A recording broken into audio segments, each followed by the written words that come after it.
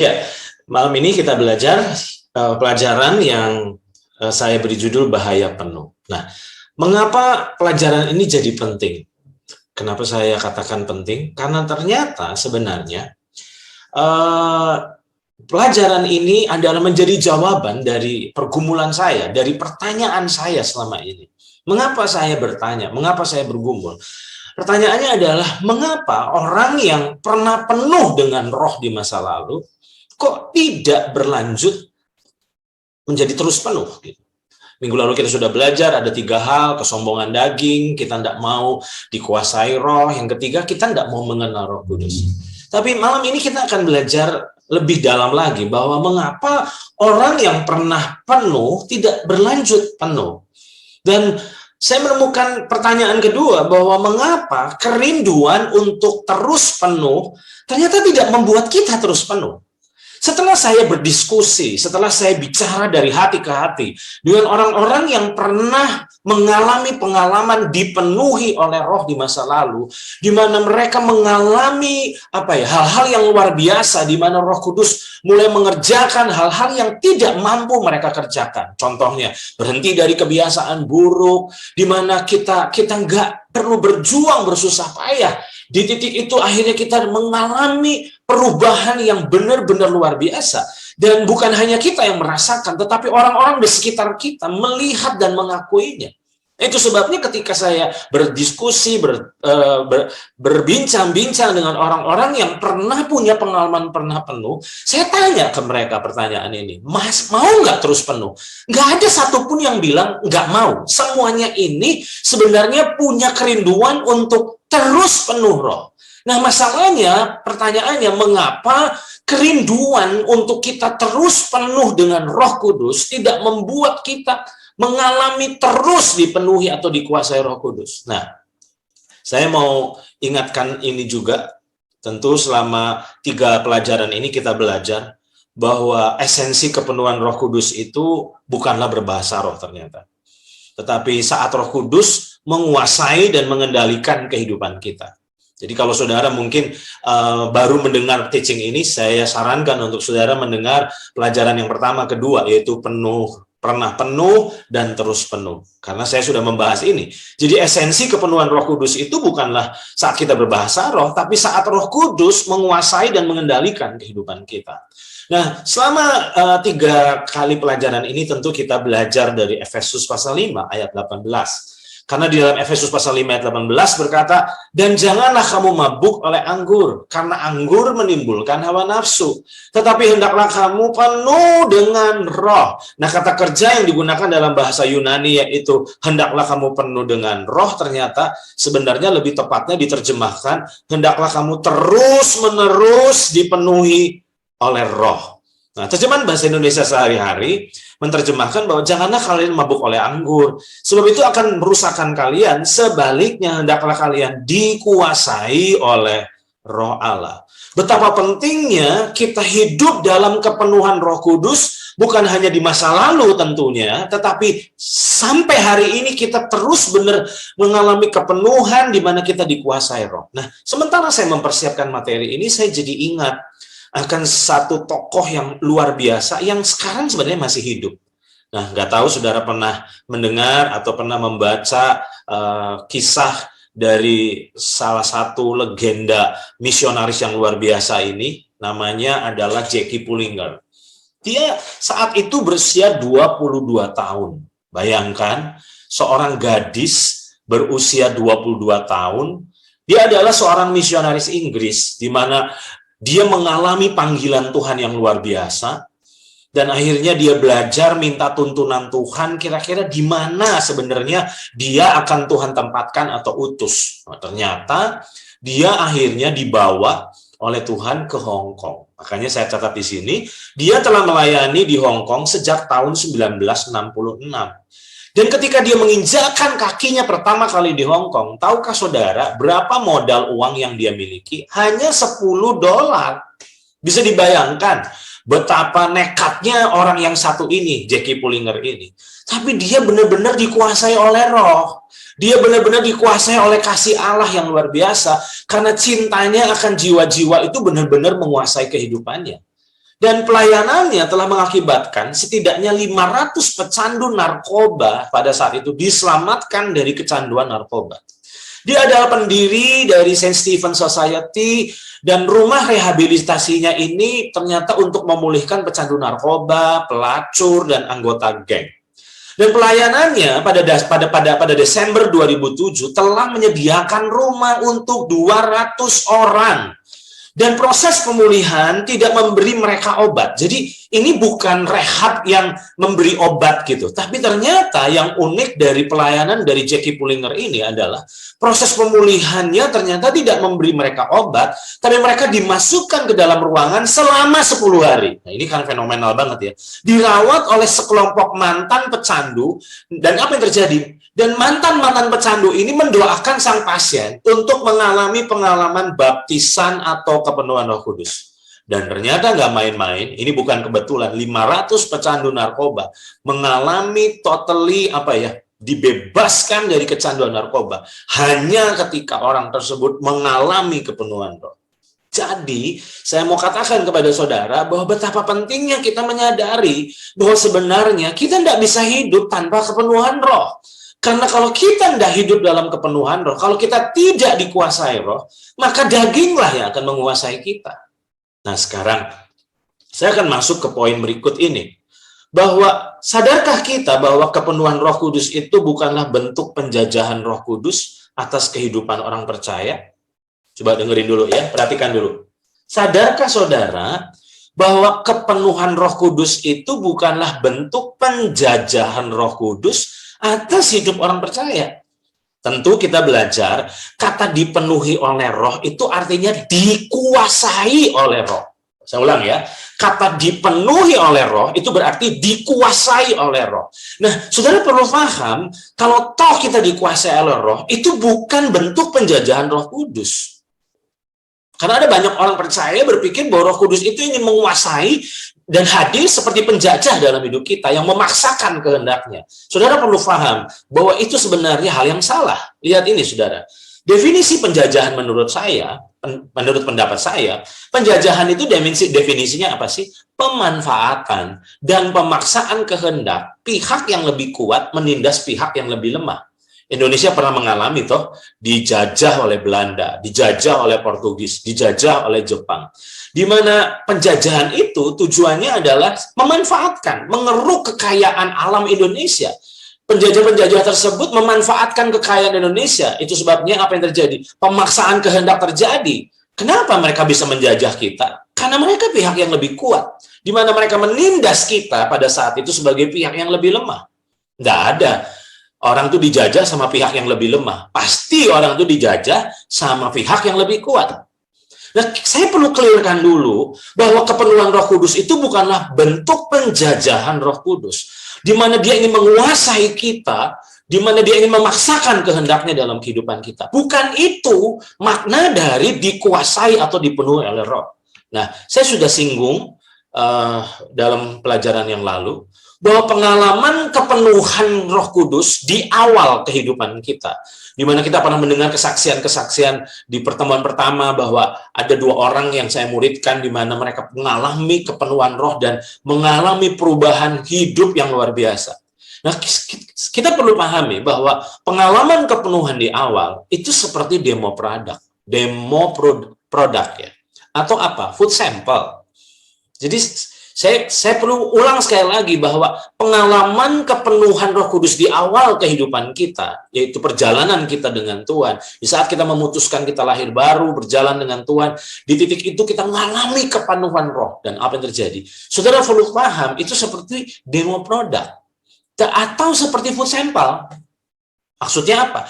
Demi memberi pengalaman kepada kita tentang bagaimana rasanya. Saya ulang ya, bagaimana rasanya ketika Roh Kudus itu memenuhi kita. Nggak ada yang menderita, yang ada sukacita, yang ada damai sejahtera. Nggak ada tuh orang yang dipenuhi Roh itu ketakutan, nggak ada. Yang ada adalah justru kita mengalami keberanian, di mana nggak ada roh ketakutan yang bisa kuasai kita. Makanya saya bilang, pengalaman kepenuhan di awal itu seperti demo produk atau food sample, di mana memberi pengalaman kepada setiap kita tentang gimana sih rasanya. dipenuhi roh. Dan perhatikan kata iman ini, apa yang terjadi saat Roh Kudus memenuhi atau menguasai kehidupan kita. Nah, ingat, tujuan dari demo produk itu kan promosi. Di mana lewat promosi itu kita disadarin tentang manfaat dari produk itu. Contohnya food sample yang kita cicipi. Waktu kita cicipi itu kita bilang, loh kok enak ya? Nah, tujuan waktu kita ngerasain manfaatnya, kita ngerasain enaknya, maka sebenarnya setelah itu keputusan kita ini apa? Kita cuma bilang, oh enak aja, ataukah kita bilang, saya pengen beli deh. Nah, makanya saya ulang lah, pengalaman kepenuhan di awal itu seperti demo produk atau food sample demi memberi pengalaman kepada orang percaya tentang gimana rasanya dan apa yang terjadi sih saat Roh Kudus itu memenuhi atau menguasai kehidupan kita. Dan saya tadi katakan, tidak ada yang menyesali sebenarnya. Semua justru merindukan untuk mengalami lagi. Nah, yang menjadi masalah di sini, pengalaman kepenuhan yang pertama itu gratis, namanya demo produk, namanya food sample. Tapi pengalaman untuk terus penuhlah yang berbayar. Nah, ini yang saudara perlu pahami. Makanya ada banyak orang bilang gini, saya rindu loh kok, saya rindu loh Pak dipenuhi lagi, saya pengen terus. Nah, masalahnya kerinduan aja nggak cukup. Kerinduan, kehausanmu akan Roh Kudus untuk memenuhi dan menguasaimu tidak membuat engkau dipenuhi Roh Kudus. Karena untuk terus dipenuhi Roh Kudus nggak cukup rindu, gitu. Pengalaman kepenuhan yang pertama gratis, namanya demo, namanya promosi. Tapi pengalaman terus penuhlah yang berbayar. Masih ingat ketika kita membaca dalam Lukas pasal 14 ayat 28 sampai 30? Sebab siapakah di antara kamu yang kalau mau mendirikan sebuah menara tidak duduk dahulu membuat anggaran biayanya? Kalau cukup uangnya untuk menyelesaikan pekerjaan itu, supaya jikalau ia sudah meletakkan dasarnya dan tidak dapat menyelesaikannya, jangan-jangan semua orang yang melihatnya mengejek dia sambil berkata, orang itu mulai mendirikan tetapi ia tidak sanggup menyelesaikannya. Tentu saudara paham bahwa konteks dari ayat ini adalah ini saat Yesus berbicara harga mengikut Yesus. Jadi mengikut Yesus itu harganya bukan cuma hanya rindu, tapi siap bayar harganya, enggak. Makanya Tuhan bilang, ikut Tuhan itu bukan emosi aja, tapi nalar, timbang, putuskan, sungguh-sungguh pertimbangkan dan putuskan. Makanya kalau saya bertemu dengan ada orang-orang yang tertarik untuk menerima Yesus sebagai Tuhan dan Juru Selamat, saya ingatkan mereka, loh sudah hitung biayanya belum? Nanti kalau sampai keluarga tahu dan akhirnya kamu dimusuhi, kamu dipecat jadi anak, terus orang-orang mulai memusuhi kamu karena keputusan kamu ikut Yesus, kamu siap enggak? Karena ada banyak orang cuman hanya berbasis emosi. Dan saya ketemu dengan beberapa orang yang berdasarkan emosi terima Yesus dan akhirnya di tengah jalan ketika mengalami penganiayaan, mereka nggak siap dan akhirnya mereka balik lagi loh saudara. Makanya saya mau ingatkan kepada saudara, pengalaman kepenuhan Roh Kudus di awal, di pertama, memang gratis. Tapi pengalaman terus penuhlah yang berbayar. Nah sekarang pertanyaannya, berapa sih harga bayarnya untuk terus penuh? Kalau tadi saya katakan, kita ini pernah penuh dan kita merindukan pengalaman itu lagi, karena kita merasakan betapa manfaatnya, betapa luar biasanya pengalaman itu. Nah pertanyaannya, untuk terus penuh itu nggak cukup hanya rindu loh. Makanya saya tulis di sini, berapa harga bayarnya untuk terus penuh? Kita akan bahas malam ini. Berapa harga bayarnya untuk kita bisa terus penuh dengan Roh. Nah, sebelum kita bicara harga bayar, saya mau ajak untuk kita lihat PowerPoint ini karena ini adalah sebuah pertanyaan yang saudara perlu jawab bukan dengan benar, tapi jawaban dengan jujur. Pertanyaannya ini, kira-kira apa sih yang memotivasi kita untuk terus penuh? Ini pertanyaan yang simpel loh, nggak butuh hafalan belajar 3 jam untuk menjawab pertanyaan ini. Apa yang memotivasi kita untuk kita terus penuh? Jangan-jangan kenikmatannya yang kita kejar, kenikmatannya yang kita rindukan. Tapi pertanyaannya yang saya mau ajukan hari ini adalah apakah yang memotivasi kita untuk terus penuh? Oh, supaya ngalami sukacita terus? Apakah supaya ngalami damai sejahtera terus? Apa itu? Apa itu? Karena pertanyaan ini simpel tapi perlu jujur untuk kita jawab. Apa sih yang memotivasi saya untuk terus ingin dikuasai Roh, untuk terus dipenuhi Roh? Nah, saya akan masuk ke pertanyaan kedua. Pertanyaannya adalah, pernahkah sebenarnya kita mencari tahu Sebenarnya apa sih yang jadi tujuan Roh Kudus itu memenuhi hidup seseorang? Pernahkah kita mencari tahu sebenarnya untuk tujuan apakah Roh Kudus itu memenuhi seseorang? Supaya kita mengalami sukacita kah? Supaya kita mengalami damai sejahtera kah? Supaya kita mengalami tangisan kah? Tiba-tiba kita nangis karena merasa senang dijamah. Apa itu? Pernahkah kita mencari tahu sebenarnya untuk tujuan apakah Roh Kudus memenuhi seseorang? Karena untuk mengetahui ini kita jadi tahu harga bayarnya untuk terus penuh itu berapa. Nah, saat saya renungkan ini, saya diingatkan, saya sudah sempat singgung sebenarnya poin ini di 2 minggu yang lalu, tapi saya mau tekankan malam ini yaitu ini. Ternyata, saudara, misi Roh Kudus memenuhi kita. Itu bukan demi mewujudkan keinginan kita dan kesenangan kita, tapi demi hidup kita ini dapat mewujudkan keinginannya. Saya ulang ya, saudara perlu tanya sama Roh Kudus kali-kali. Roh Kudus, Engkau tuh kan rindu untuk memenuhiku dan menguasaiku. Sebenarnya apa sih yang menjadi tujuanmu ketika Engkau memenuhiku dan menguasaiku? Apa supaya aku ngerasa seneng gitu? Enggak ternyata. Karena misi Roh Kudus memenuhi kita, itu bukan demi mewujudkan keinginan kita atau memberi kesenangan kepada kita, tapi demi hidup kita ini dapat mewujudkan keinginannya. Karena kalau kita tidak dikuasai oleh Roh, bagaimana mungkin kita bisa mewujudkan keinginannya Tuhan dan atas kehidupan kita? Sedih rasanya, saudara. Orang itu ingin mengalami kepenuhan Roh Kudus supaya bisa berbahasa roh. Lalu ketika saya tanya, kenapa kamu ingin bahasa roh? Ya, kan kalau belum bisa bahasa roh ada yang kurang kok. Loh, kok itu toh alasannya? Sedih rasanya. Saudara ingin punya kemampuan berbahasa roh, tapi saudara nggak punya hati yang sungguh rindu untuk mengenal Roh Kudus lebih lagi. Bukankah itu namanya kecelakaan? Saya mau katakan kepada saudara, misi Roh Kudus memenuhi kita. Itu bukan demi mewujudkan keinginan kita, tetapi demi hidup kita dapat mewujudkan keinginannya. Nah, sekarang saya akan jelaskan kepada saudara, mengapa saya pilih judul Bahaya Penuh. Nah, terjawab di slide berikut ini. Terus penuh, itu ternyata pasti membahayakan daging. Saya ulang ya, saudara. Terus penuh itu pasti membahayakan daging. Terus penuh akan sangat merugikan kepentingan dan kesenangan diri kita. Karena ingat, tujuan Roh Kudus memenuhi kita ini supaya kita bisa hidup seturut kehendaknya. Bukan kita bisa hidup seturut kehendak kita. Nah, ada banyak orang-orang percaya ingin dipenuhi Roh supaya berhasil mewujudkan impiannya, cita-citanya, ambisinya. Nah, itu kan salah. Makanya saya mau katakan kepada saudara malam ini, terus penuh itu pasti membahayakan daging. Makanya saya beli judul, Bahaya Penuh. Bahaya penuh itu apa? Bahaya penuh itu membahayakan egomu, membahayakan dagingmu. Karena kita akan lihat dan kita akan belajar sebentar dari Alkitab tentunya. Tapi saya mau tegaskan di sini bahwa terus penuh itu pasti membahayakan dagingmu. Terus penuh itu akan sangat merugikan kepentingan dan kesenangan dirimu, saudara. Makanya, saya akan ajak untuk kita belajar dari satu tokoh dalam Alkitab. Rindunya benar, tapi motifnya yang nggak benar. Siapakah dia? Masih ingat? Dalam Kisah Rasul pasal 8 ayat 17-23, coba kita akan belajar dari satu tokoh ini yang saya pikir akan jadi cermin buat kita ya.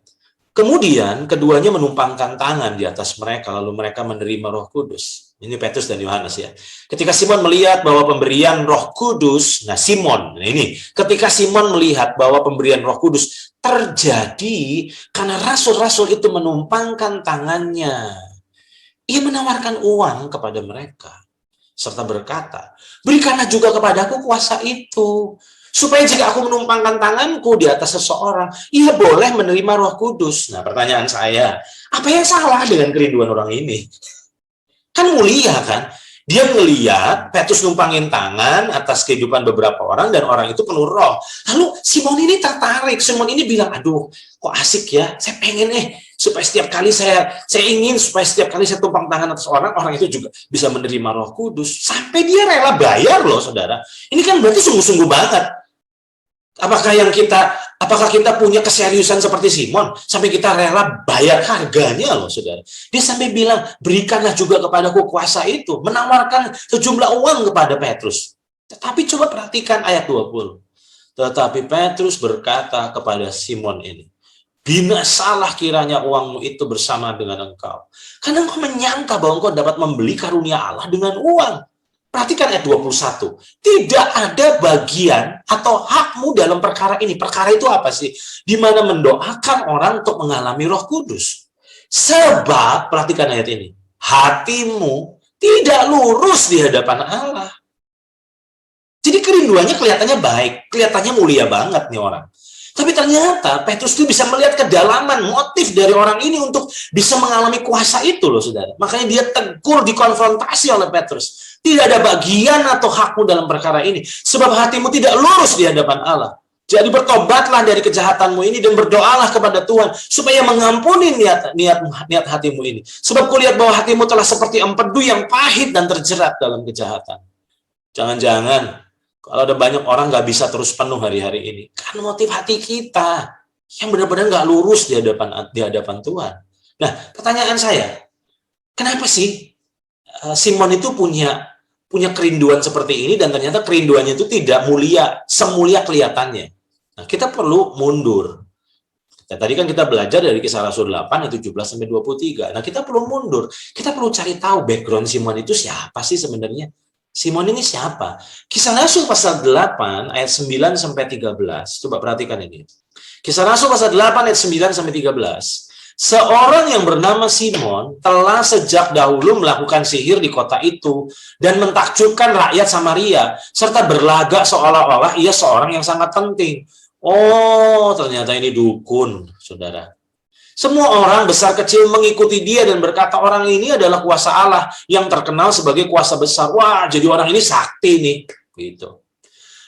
Dan mereka mengikutinya karena sudah lama ia menakjubkan mereka. Takjub loh, ini orang punya power loh ini, saudara. Dan mereka mengikuti ini bukan dukun palsu nih. Ini benar dukun-dukun beneran nih, punya kesaktian. Dan mereka mengikutinya karena sudah lama ia menakjubkan mereka oleh perbuatan sihirnya. Tapi sekarang, pasien-pasiennya si Simon ini rupa-rupanya apa? Tetapi sekarang mereka percaya kepada Filipus yang memberitakan Injil tentang kerajaan Allah dan tentang nama Yesus Kristus, dan mereka memberi diri, mereka dibaptis baik laki-laki maupun perempuan. Wah, ternyata Simon kehilangan pasien, saudara. Karena pasien-pasiennya itu terima Yesus. Jadi udah nggak datang ke dia lagi dong. Dan yang terjadi adalah ayat 13, yaitu apa? Simon sendiri juga jadi percaya. Wah, ternyata dia juga ikut bertobat loh, saudara. Dia ikut terima Yesus. Simon sendiri juga menjadi percaya dan sesudah dibaptis, ia senantiasa bersama-sama dengan Filipus. Ini berarti ini orang kayaknya punya haus lapar loh, saudara. Senantiasa bersama-sama. Jadi punya kerinduan. Ya, senantiasa bersama-sama dengan Filipus dan takjub ketika ia melihat tanda-tanda dan mujizat-mujizat besar yang terjadi. Jadi sekarang saudara paham? Ternyata yang membuat Petrus mengkonfrontasi kerinduan yang sepertinya mulia ini karena tujuan motif hati daripada Simon ini ternyata tidak lurus. Sadarkah saudara, tadi saya katakan, bahaya penuh itu adalah membahayakan ego kita. Karena tujuan Roh Kudus memenuhi kita adalah demi supaya kita mampu mengikuti keinginannya, mewujudkan kehendaknya atas kehidupan kita. Sekarang, apa sih harga bayar untuk terus penuh? Jadi kita 2 minggu lalu kita sudah belajar toh ada 3 hal. Tapi malam ini saya ingin kita menggali ulang lebih dalam lagi bahwa apa sih harga bayar untuk terus penuh? Menurut saya, harga bayar untuk kita terus penuh adalah keputusan untuk rela dikuasai dan dikendalikan oleh kehendak Roh. Nah, kenapa saya katakan ini? Karena Roh Kudus itu bukan penjajah. Roh Kudus itu pribadi yang lembut. Jadi tolong jangan minta dia paksa saudara. Karena dia itu nggak ingin maksa kita. Dia itu nunggu kerelaan hati kita. Dia bisa paksa kita, tapi dia tidak mau memaksa kita. Karena dia bukan penjajah. Dia bukan penjajah. Makanya saya katakan di sini, apa harga bayar untuk terus penuh? Keputusan apa? Keputusan untuk kita rela. Gini, iya Tuhan. Rela apa? Dikuasai dan dikendalikan oleh kehendak Roh. Yang artinya dengan kata lain, kita harus mengesampingkan dan mengorbankan ambisi kita. Dan mulai berkata, Tuhan, kayaknya kehendakmu itu lebih penting dari kehendakku. Keinginanmu itu lebih penting dari keinginanku. Nah, saya perlu membahas di sini sedikit, bahwa penyangkalan diri itu sebenarnya apa sih? Kalau kita sudah belajar bahwa salah satu syarat untuk jadi murid Yesus adalah penyangkalan diri. Nah, apa sih sebenarnya penyangkalan diri? Karena ada banyak orang, aduh berat sekali penyangkalan diri ini. Nah, kita perlu kembali ke esensinya. Penyangkalan diri menurut saya adalah di area keputusan atau pilihan, dan bukan area kekuatan. Penyangkalan diri itu, saya ulang sekali lagi ya, ini area keputusan atau pilihan kita. Ini bukan area kekuatan kita atau kemampuan kita. Ini area keputusan atau pilihan. Siapa yang saudara mau ikuti? Makanya saya beri gambar ini. Pelajaran dari seekor kuda liar yang memutuskan untuk menyerahkan kehendaknya untuk dikendalikan oleh kehendak sang penunggangnya. Coba bayangin nih, kuda yang ditunggangi oleh koboi-koboi itu sebenarnya background-nya tuh liar banget. Nah, kenapa liar? Karena nggak bisa diatur. Sampai akhirnya ketika mulai dijinakkan dan akhirnya bisa ditaklukkan, disitulah akhirnya kuda itu mulai apa? Mengorbankan kehendaknya dan berkata, oke, sebenarnya ketika tuannya itu ngajak dia lari, ada waktunya dia pengen berhenti sih sebenarnya. Tapi dia tahu bahwa kehendak tuannya, sang penunggangnya itu lebih penting dari kehendaknya.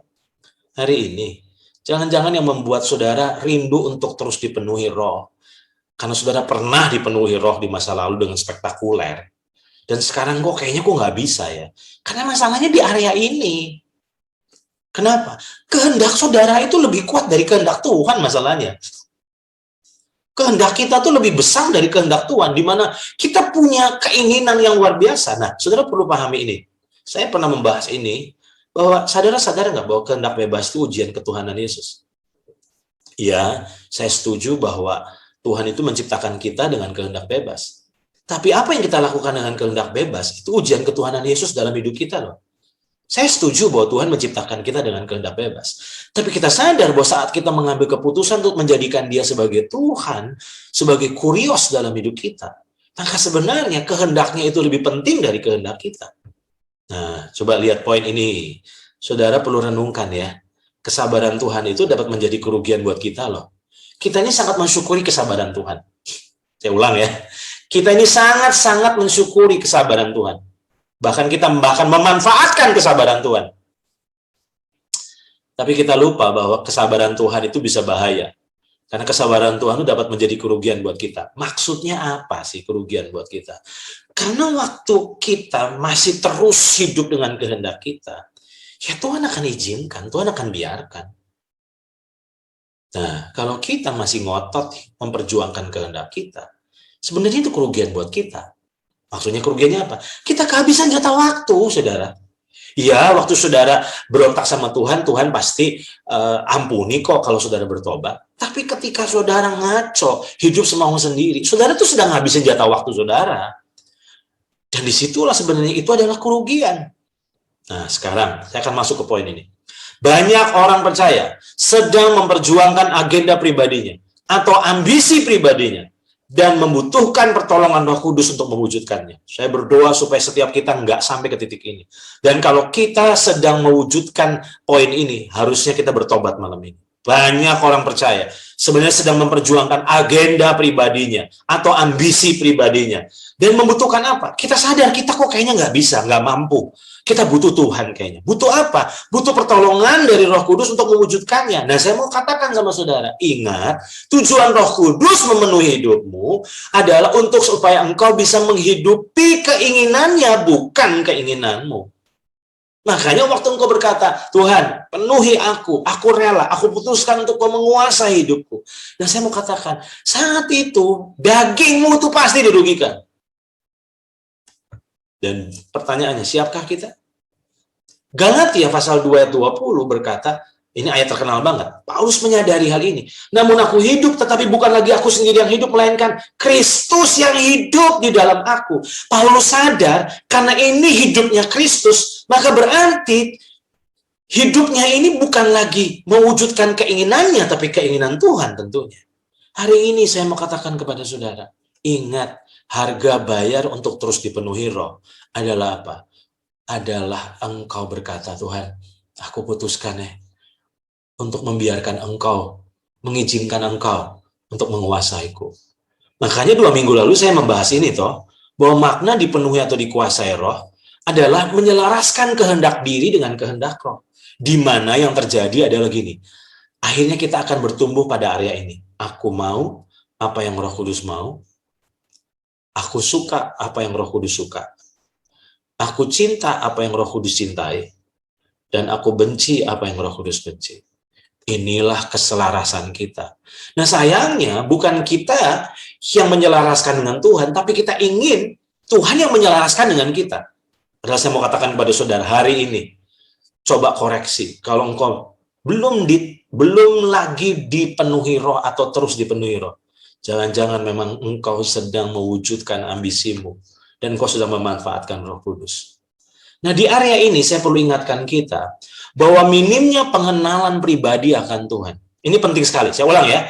Minimnya pengenalan pribadi kita akan Tuhan membuat kita lebih mempercayai rencana kita daripada rencana Tuhan. Kita lebih mempercayai kemampuan kita dalam mengendalikan daripada kemampuan Tuhan mengendalikan. Saya ulang. Minimnya pengenalan pribadi kita akan Tuhan membuat apa sih? Kita lebih mempercayai rencana kita yang jauh lebih hebat dari rencana Tuhan, jauh lebih baik dari rencana Tuhan. Kita lebih mempercayai kemampuan kita mengendalikan segala sesuatu sesuai dengan keinginan kita daripada kemampuan Tuhan yang mengendalikan.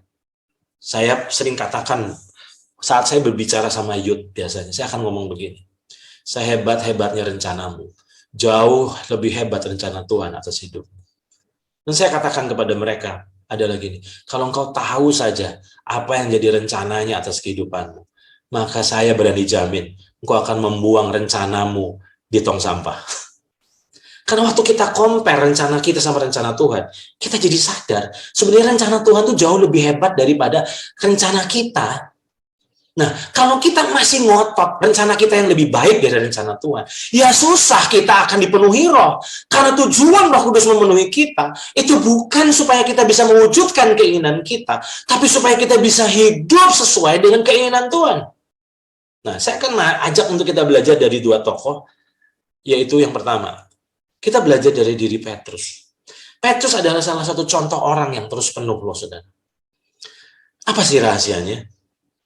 Rahasianya ternyata saudara bisa temukan dalam Yohanes pasal 21 ayat 18. Ada yang menarik menurut saya.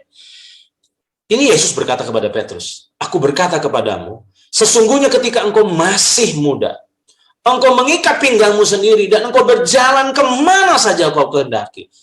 Jadi dengan kata lain, Yesus bilang, waduh, waktu kamu masih muda, Pet, kamu tuh hidup semau sendirilah pokoknya intinya. Tapi dia bilang gini, Yesus berkata begini, tapi jika engkau sudah menjadi tua, tua yang dimaksud itu mulai dewasa, mulai matang, engkau akan, nah inilah shifting nih, engkau akan mengulurkan tanganmu, sukarela loh, ini nggak ada paksaannya loh, engkau akan mengulurkan tanganmu, dan orang lain akan mengikat engkau, dan membawa engkau ke tempat yang tidak kau kehendaki. Jadi saudara bisa bayangkan, bahwa inilah rahasia mengapa Petrus itu terus penuh. Karena ternyata dia hidup dalam penyangkalan diri. Apa sih penyangkalan diri? Keputusan untuk memilih rencana Tuhan daripada rencana kita. Nah, banyak sekali orang-orang percaya, kita lagi manfaatin Tuhan, kita lagi manfaatin Roh Kudus, kita membutuhkan Roh Kudus, kita butuh kuasanya untuk bisa mewujudkan ambisi dan impian kita. Padahal sebenarnya tujuan Roh Kudus memenuhimu supaya engkau bisa hidup sesuai dengan impiannya. Makanya saya ingatkan di sini, coba lihat ini saudara, baca baik-baik ayat ini. Ternyata saudara, tingkat kemenyerahan kita terhadap kehendak Tuhan bertumbuh seiring dengan bertumbuhnya pengenalan kita akan pikiran dan hati Tuhan. Saya ulang ya, tingkat kemenyerahan kita sama Tuhan terhadap kehendak Tuhan itu semakin bertumbuh seiring dengan bertumbuhnya pengenalan kita akan pikiran dan hati Tuhan. Dan bertumbuhnya kesadaran akan kerapuhan dan kelemahan diri kita. Kalau kita nggak makin kenal pikiran dan hati Tuhan terhadap kita, maka kita susah menyerah. Betul nggak saudara? Saya ulang ya, kalau kita nggak belajar kenal pikirannya dan hatinya tentang kita, sama kita, yang luar biasa banget, sayang banget sama kita susah menyerah, kita kecuriga sama Tuhan kok selama ini. Kita nggak percaya Tuhan kok. Kita lebih percaya diri daripada percaya Tuhan kok. Makanya saya katakan, tingkat kemenyerahan kita terhadap kehendak Tuhan bertumbuh seiring dengan bertumbuhnya pengenalan kita akan pikiran dan hati Tuhan. Dan bertumbuhnya kesadaran betapa rapuhnya dan betapa lemahnya diri kita. Semakin kau sadar bahwa ternyata kita ini bodoh tanpa Tuhan. Benar-benar gak ada yang bisa kita sombongin. Karena di luar Tuhan, Yesus berkata, kamu gak bisa buat apa-apa. Tokoh yang kedua yang kita pelajari, tokoh yang terus penuh menurut saya adalah Paulus. Apa sih rahasia Paulus? Bisa sampai dia bukan hanya pernah penuh, tapi terus penuh. Simple. Menurut saya intinya dalam Roma 11 ayat 36. Dia katakan sebab segala sesuatu adalah dari dia, oleh dia, dan kepada dia. Bagi dialah kemuliaan sampai selama-lamanya. Artinya apa? Buat Paulus, hidupnya itu bicara tentang Yesus. Nah, saya masuk ke poin kesimpulannya. Sangat disayangkan. Kita merindukan dan mengejar kepenuhan roh demi kesenangan dan kesombongan diri, bukan demi pemberdayaan diri. Saya berharap saudara pecamkan baik-baik kalimat ini. Sangat disayangkan. Kita merindukan dan mengejar kepenuhan roh. Demi apa sih? Demi kesenangan dan kesombongan diri. Nah, contohnya, buat saudara yang belum berbahasa roh. Kenapa sih engkau sangat rindu berbahasa roh? Karena apa? Karena kita ngerasa kita kurang rohani gitu. Sementara ada orang-orang yang kita kenal sudah berbahasa roh, lalu kita minder dan akhirnya tambah saja kita rindu. Nah, pertanyaannya, motif rindumu itu apa? Makanya saya tulis di sini, sangat disayangkan. Kita merindukan dan mengejar kepenuhan demi kesenangan dan kesombongan diri, bukan demi pemberdayaan diri kita. Di mana kita sadar, kalau saya mau hidup sesuai kehendak Tuhan, maka saya harus dipenuhi oleh Tuhan. Karena tanpa saya dipenuhi oleh Tuhan, nggak mungkin saya bisa hidup sesuai dengan kehendak Tuhan. Nah, itulah motif yang benar untuk kita ingin terus dipenuhi oleh Roh. Saya ingatkan di sini lagi, bahwa tujuan kepenuhan adalah demi kepentingan pelaksanaan dan penuntasan misi kerajaan Allah. Bukan sensasi, bukan cuma nangis, bukan cuma ngerasa sukacita, bukan cuma ngerasa damai, tapi tujuan kepenuhan roh supaya demi kepentingan pelaksanaan dan penuntasan misi kerajaan Allah dalam hidup kita. Makanya kalau saudara lihat dalam Kisah Rasul pasal 1 ayat 8, Tuhan sudah menegaskan ini. Tetapi kamu akan menerima kuasa kalau Roh Kudus turun ke atas kamu. Untuk apa? Untuk gagah-gagahan kah? Untuk kita nyombongkan diri kah? Bukan. Dan kamu akan menjadi saksiku di Yerusalem dan di seluruh Yudea dan sampai ke ujung bumi. Jadi tujuan Roh Kudus memenuhi hidup seseorang supaya orang itu bisa menghidupi apa yang menjadi panggilan dalam kehidupannya. Oke, sekarang saya mau masuk ke bagian-bagian akhir, bagian poin-poin pentingnya adalah ini. Rahasia untuk terus penuh, minimal ada 4 poin. Saya berharap nanti kita akan diskusikan poin ini. Rahasia untuk terus penuh. Nanti di komunitas minggu depan, saya berharap ini juga akan jadi PR untuk jadi bahan diskusi. Karena ini akan penting sekali untuk kita gali. Rahasia untuk terus penuh, minimal ada 4 hal. Yang pertama, gantikan arah hidupmu. Dari yang mengarah pada dirimu, mulai sekarang mengarah kepada Kristus. Paulus berkata, segala sesuatu dari dia, oleh dia, dan bagi dia. Ini bukan bicara hidupmu lagi. Ini bicara hidupnya Yesus. Ini udah bukan bicara kepentingan kamu lagi. Ini bicara kepentingan Kristus. Makanya kalau kita mau terus penuh, ganti dong arah hidupmu. Kalau hidupmu masih cuma mikirin diri sendiri, engkau gak siap untuk terus penuh. Dan engkau gak akan bakal bisa terus penuh. Engkau boleh aja berbahasa roh, tapi itu gak ngejamin kok dikuasai roh kok. Makanya saya mau katakan, gantikan arah hidupmu. Saya berharap setiap kita yang mendengar pengajaran ini mulai mengevaluasi. Arah hidup kita ini bener gak sih? Jangan-jangan arah hidup kita ini hanya terus untuk aku, diriku, dan saya. Nah, saya mau bilang, orang yang selalu dunianya sempit banget, aku, diriku, dan saya, nggak akan bisa terus penuh. Perhatikan ini. Itu yang pertama, gantikan arah hidupmu. Yang kedua, luruskan motivasimu. Untuk kita terus penuh, luruskan motivasi kita. Terus yang ketiga, tumbuhkan kesadaranmu. Kesadaran bahwa kita rapuh, kita lemah, kita nggak bisa apa-apa tanpa Tuhan. Dan yang keempat, rahasia kunci untuk terus penuh adalah rindukan kepenuhanmu. 4 hal ini yang menjadi kunci untuk kita bisa terus penuh. Yang pertama, gantikan arah hidupmu. Yang kedua, luruskan motivasimu. Motivasimu itu bukan demi kepentinganmu, tapi demi kepentingannya. Terus apa? Tumbuhkan, mulai sadari. Iya ya, memang tanpa Tuhan gak bisa memang. Aku butuh dipenuhi roh lagi. Aku butuh terus dikuasai roh lagi. Dan apakah sadar saja cukup? Enggak. Rindukan kepenuhan. Nah, poinnya adalah Tujuan atau purpose dari kepenuhan Kristus adalah demi semakin bertumbuhnya keserupaan dengan Kristus dengan memakai kekuatan Kristus. Saya ulang ya, tujuan atau purpose dari kepenuhan Kristus itu sebenarnya simpel. Demi semakin bertumbuhnya keserupaan dengan Kristus, bukan dengan kekuatan daging kita, tapi dengan memakai kekuatan Kristus. Nah sekarang, sadarkah saudara?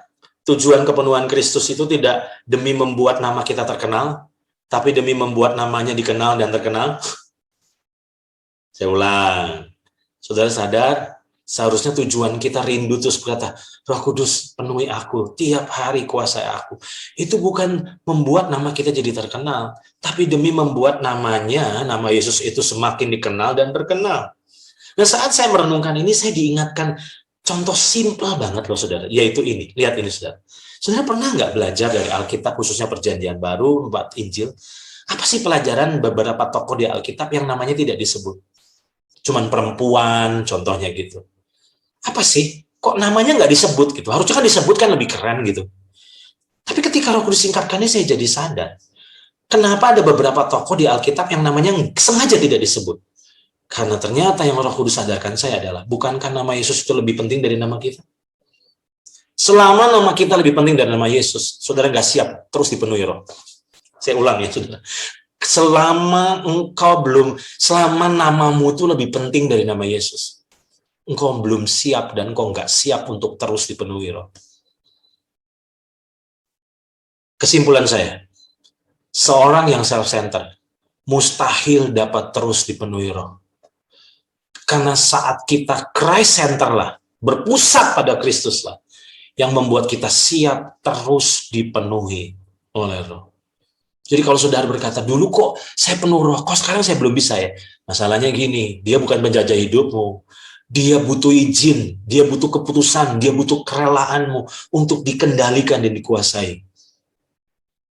Nah, saat saya mempersiapkan materi ini, saya jadi ingat satu tokoh. Kalau tadi kan 2 tokoh Alkitab, nah ini satu tokoh yang pernah hidup. Dan saya tutup dengan ini, yaitu Kathryn Kuhlman. Kathryn Kuhlman adalah satu contoh orang yang pernah hidup, yang benar-benar hidupnya terus dipenuhi Roh. Luar biasa. Benar-benar. Kesaksian-kesaksian di mana dia benar-benar luar biasa, bukan cuma hanya secara kuasa, tapi secara karakter. Saya masih ingat salah satu cerita di mana satu hari dia mengadakan KKR di sebuah hotel. Dan apa yang terjadi begitu selesai, dia dilarikan lewat pintu belakang karena untuk menghindari jemaat yang ingin menjumpainya. Jadi dia itu dilarikan oleh panitia untuk keluar dari pintu belakang yang kebetulan masuk lewat dapur hotel. Nah, sejarah mencatat waktu Kathryn Kuhlman lewat, itu ternyata orang-orang di situ, koki-koki yang lagi masak, itu ngalami lawatan, rebah semua. Itu nggak ada doa, itu cuma lewat. Tapi ternyata kita kagum sama Kathryn Kuhlman. Betapa luar biasanya hidupnya.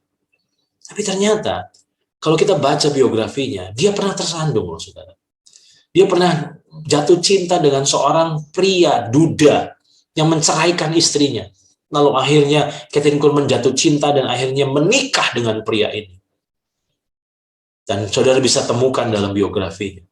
Tapi apa yang saya pelajari? Coba perhatikan ini. Nona Kuhlman seringkali menyebut waktu kematiannya sebagai saat di mana ia membuat keputusan yang berat untuk meninggalkan pernikahannya yang gagal dengan pria yang dicintainya dan untuk mendedikasikan hidupnya secara total kepada Allah dan kepada kehendaknya atas hidupnya. Dia katakan, hari ini saya dapat membawa Anda ke sebuah jalan buntu di satu kota, di satu negara bagian, di mana saya menyerahkan segalanya kepada Yesus, tubuh, jiwa, dan roh saya. Saat saya berjalan di sana dengan air mata mengaliri wajah saya, untuk pertama kalinya dalam hidup saya, tidak ada ego, yang ada adalah Dia. Saat saya menyerahkan segalanya, sepenuhnya dan total kepada Yesus. Perhatikan ini. Roh Kudus menerima bejana kosong yang saya serahkan. Dan ternyata hanya itu yang dimintanya. Dan hari itu adalah fajar terhebat dalam hidup saya. Saya tidak melakukan pelayanan yang sesungguhnya sampai saya menepak jalan buntu kecil itu dan menyerahkan segalanya kepadanya. Sungguh memberkati saya, saudara. Saya sarankan untuk saudara membaca biografi dari Kathryn Kuhlman. Dan kita bisa belajar betapa luar biasanya orang ini. Dan yang bikin dia luar biasa karena Roh Kudus terus menguasainya. Dia selalu berkata, bukan saya, ini Roh Kudus. Saya tutup dengan slide ini. Bukankah terus penuh itu benar-benar membahayakan daging kita? Saya ulang ya. Bukankah terus penuh itu sebenarnya benar-benar membahayakan daging kita? Karena Roh Kudus memenuhi kita bukan untuk mewujudkan keinginan kita, tapi demi mewujudkan keinginannya. Nah, pertanyaannya adalah, apakah kita masih ingin terus penuh? Dan saya juga berharap malam ini, pelajaran ini kembali membuat kita jadi lebih sadar. Roh Kudus itu pribadi yang lembut banget, saudara. Dia bukan lemah. Dia lembut, dia nggak mau maksa, walaupun dia bisa maksa, tapi dia nggak mau maksa kita. Doa saya, saudara bukan orang-orang yang hanya pernah penuh, bukan hanya rindu terus penuh, tapi orang-orang yang benar-benar terus mengalami kepenuhan dari hari ke hari, di mana hidup kita dikuasai Roh, demi mewujudkan keinginannya atas kehidupan kita. Tuhan memberkati saudara, dan saya berharap di sesi selanjutnya ini, kita bisa share, saudara mungkin bisa bertanya, bisa berdiskusi, dan saya berdoa supaya malam ini kita bisa maksimal mempelajari poin ini. Tuhan berkati kita semua, saya serahkan waktu selanjutnya kepada Edwin untuk melanjutkan.